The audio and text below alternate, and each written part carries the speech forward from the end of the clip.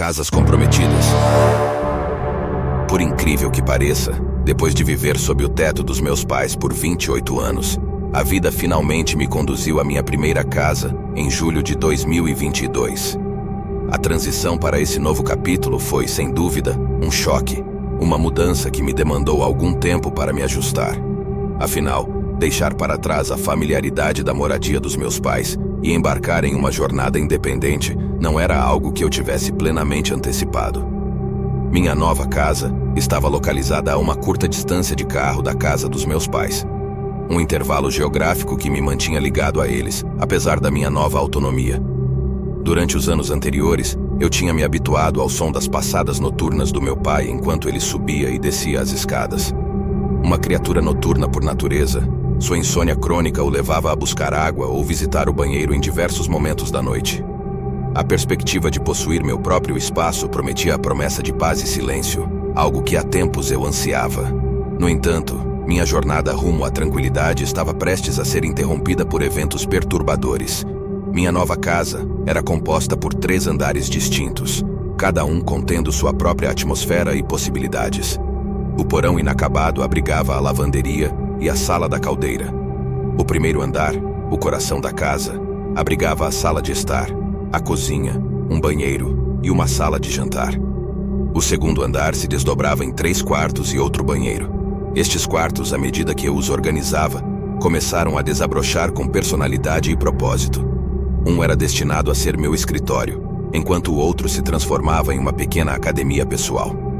Os primeiros dias em minha nova morada foram preenchidos com a visita de meu pai, que veio para ajudar com a mudança e arranjar os móveis. Após os esforços conjuntos, o espaço começou a ganhar vida e a se transformar em um lugar que eu poderia chamar de meu. À medida que os dias avançavam, a decoração e os detalhes menores ocuparam o centro do palco.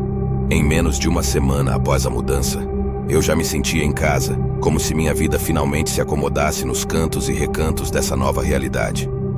Numa noite de domingo, entretanto, a tranquilidade foi interrompida de forma inesperada. Essa noite em particular, parecia que o sono estava me escapando.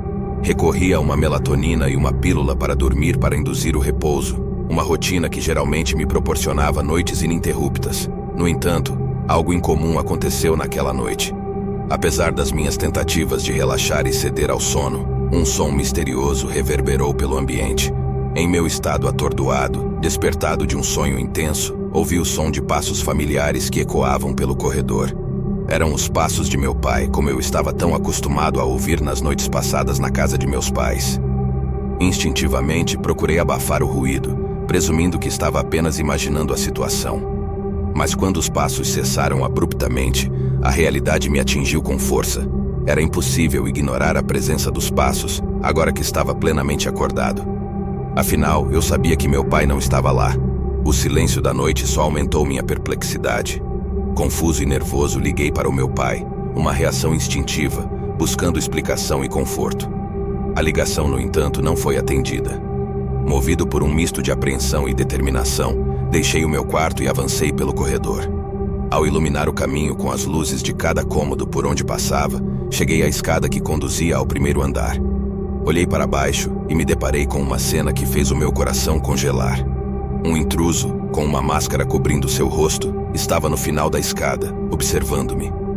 Parecia algo retirado de um pesadelo, uma imagem que eu nunca havia imaginado presenciar na minha nova casa. Minhas pernas pareciam trêmulas, e minha voz soou trêmula quando gritei para o invasor deixar a minha casa. A tensão no ar era palpável. Minha coragem tremia sob a pressão da situação. O inacreditável aconteceu. O invasor, apesar de minha voz trêmula, virou-se e saiu pela porta da frente. Minha surpresa se misturou ao alívio enquanto eu descia correndo as escadas, trancando a porta atrás dele. A sensação de vulnerabilidade se dissipou ao saber que estava novamente seguro dentro de casa. Na pressa, liguei para o meu pai novamente, dessa vez com sucesso. Ele questionou por que eu estava ligando para ele e não para a polícia. Com o telefone ainda em mãos, fiz exatamente isso, chamando as autoridades para relatar o intruso. A operadora me fez uma série de perguntas enquanto esperava, o que só intensificou minha ansiedade. Quando os policiais finalmente chegaram, fui entrevistado detalhadamente sobre o ocorrido. Descrevi o intruso, Expliquei o possível método de entrada e os detalhes da cena. A invasão da minha privacidade e da minha nova casa era algo que eu nunca pensei que experimentaria em primeira mão. A mídia sempre alerta sobre incidentes desse tipo, mas acreditar que isso realmente poderia acontecer comigo era algo inimaginável, especialmente tão pouco tempo depois de me mudar para a minha primeira casa. Infelizmente, não consegui fornecer uma descrição precisa do intruso, já que a máscara obscurecia seu rosto, e a pressa do momento me impediu de observar detalhes importantes. O incidente mudou minha percepção da segurança e me forçou a reconhecer a vulnerabilidade da vida, mesmo dentro dos muros de minha própria casa. Desde então, aprendi a valorizar cada precaução que tomo para proteger meu espaço pessoal. A presença de uma faca ao lado da minha cama tornou-se um símbolo tangível da minha resolução de enfrentar qualquer ameaça em minha casa. O evento não apenas deixou uma marca indelével na minha memória, mas também me lembrou a importância de estar preparado para as circunstâncias mais inesperadas, mesmo quando se trata de segurança dentro do conforto do meu novo lar. Minha esposa Cheryl e eu compartilhamos uma história de amor de uma década, selada com nossas juras matrimoniais há 2 anos.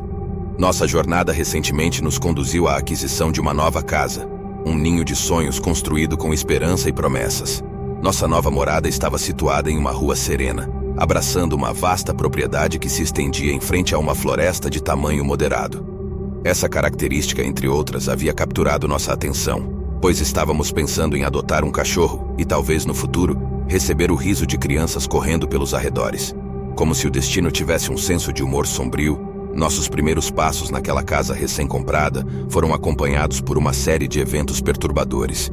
Mudando-nos para Waycross, uma cidade idílica, nossa expectativa estava longe de imaginar o que estava por vir. Inicialmente, nossos dias foram preenchidos com a empolgação da mudança, empacotando e organizando nossas vidas nas novas divisas. As primeiras noites passaram de maneira tranquila e previsível, o fim de semana se desenrolando enquanto nos entregávamos às tarefas da nova casa. O silêncio noturno envolveu a casa, e nossos pensamentos se voltaram para o futuro, cheio de sonhos e planos.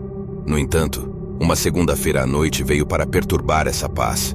Enquanto repousávamos na cama, imersos na penumbra após apagar as luzes cerca de 20 minutos antes, um som estranho começou a penetrar pela escuridão. Era como se uma melodia distorcida com uma aura inquietante estivesse emanando do quintal. Nosso senso de segurança foi substituído por uma sensação gélida de inquietação. No escuro, olhamos um para o outro, o desconhecido dançando em nossos olhos. A música, uma gravação antiga de tempos passados, se assemelhava a algo que ecoaria de uma rádio antiga, uma canção dos anos 1940. Através das janelas de vidro embaçado, observamos o espetáculo silencioso da noite. Essa serenata dissonante se destacava na quietude, sua essência paradoxalmente sombria contrastando com a alegria que deveria transmitir. O mistério aumentou quando percebemos que o som não se originava do nosso quintal, mas sim da floresta que se estendia além.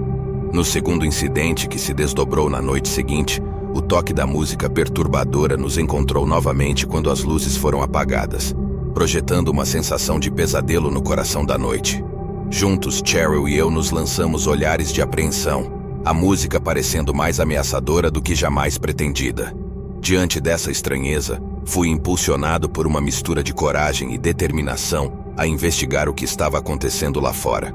Mesmo enquanto as palavras de Cheryl ecoavam para chamarmos a polícia, avancei no meio da escuridão, munido do resoluto desejo de enfrentar qualquer desafio que a noite pudesse trazer.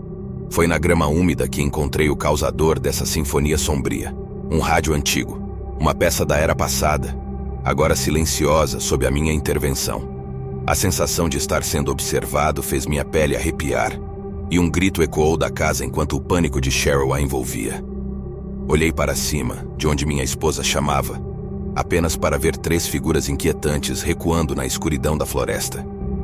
Com o coração martelando, corri de volta para o refúgio de nossa casa, a porta fechando atrás de mim. Cheryl chorava, e eu, igualmente abalado, sabia que era hora de chamar a polícia. A chegada dos policiais trouxe uma mistura de alívio e ansiedade. Explicamos o inexplicável, mostramos o rádio e até sugerimos que o levassem como prova.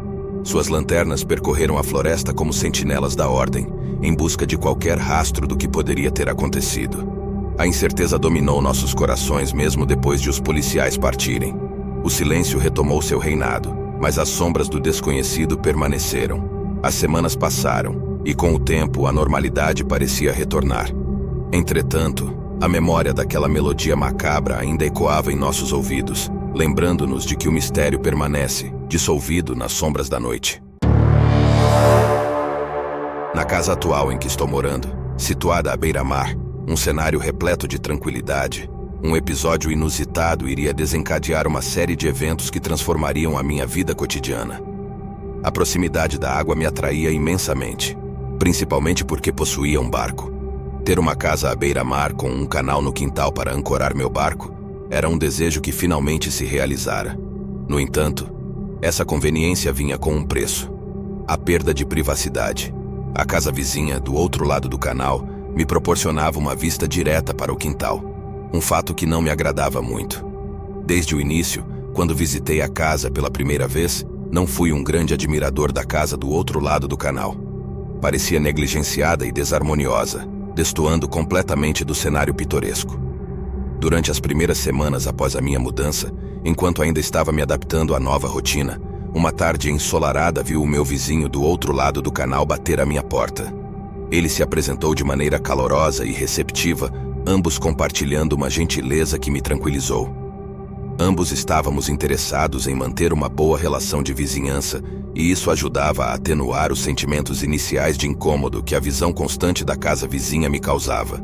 Minha casa era um refúgio acolhedor, cercada pelo cenário sereno do canal. No entanto, a vista constante da casa do outro lado começou a me intrigar e a despertar curiosidade. Durante as primeiras semanas, minha rotina noturna foi marcada por um ritual quase involuntário: olhar pela janela antes de dormir e observar a casa do outro lado. Por muito tempo, aquela casa permaneceu às escuras, como se abandonada.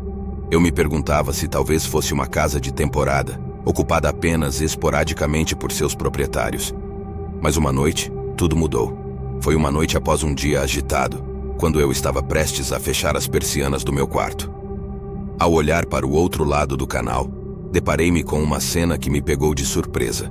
Uma luz brilhava na casa do vizinho, revelando uma sala de estar próxima à porta dos fundos. Lá estava ele, o homem que parecia não existir naquela casa, parado à janela, olhando para fora. O fato de que alguém estava naquela casa, afinal, enviou uma onda de curiosidade e um certo desconforto. A partir desse momento, minha atenção estava presa. Uma mistura de nervosismo e perplexidade tomou conta de mim. Será que ele estava olhando diretamente para mim? Ou será que estava simplesmente observando o quintal? Minha mente se ocupou com várias teorias, mas a conclusão mais lógica era de que ele estava observando a paisagem à sua frente, sem a intenção de me incomodar. O tempo passou, e a presença do homem na casa do outro lado do canal se tornou quase uma obsessão silenciosa. Tentei ignorá-lo, manter as persianas fechadas e seguir com a minha vida normalmente, mas a sensação de ser observado persistia. Era como se suas ações sutilmente sussurrassem na minha mente, alimentando meus sentimentos de desconforto. Certa noite, enquanto eu estava lá fora com amigos, ao pescar ou navegar, notei que ele não estava na janela. Esse fato, embora trivial, despertou em mim uma sensação de alívio. Seria possível que minha paranoia estivesse exagerando a situação? Talvez eu estivesse criando um mistério onde não havia nada. No entanto, esse momento de tranquilidade não durou muito. Uma noite, enquanto eu me preparava para dormir, ouvi passos distintos no meu quintal.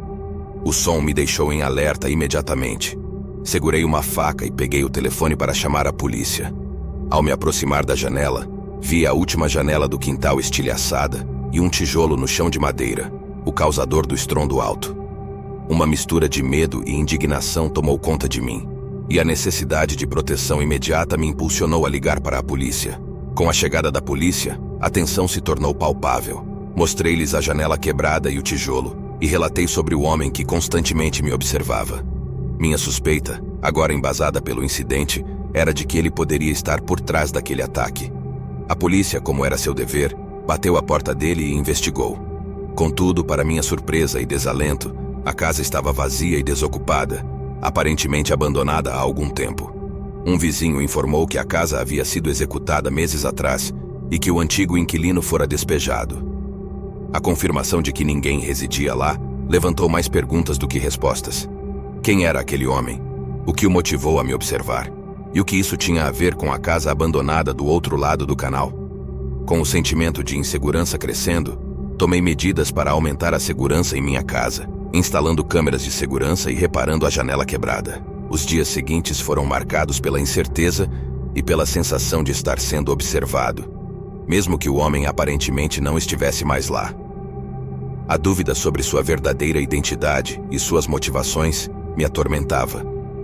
Talvez ele fosse apenas uma coincidência, ou talvez houvesse uma ligação mais sinistra entre ele e os eventos perturbadores.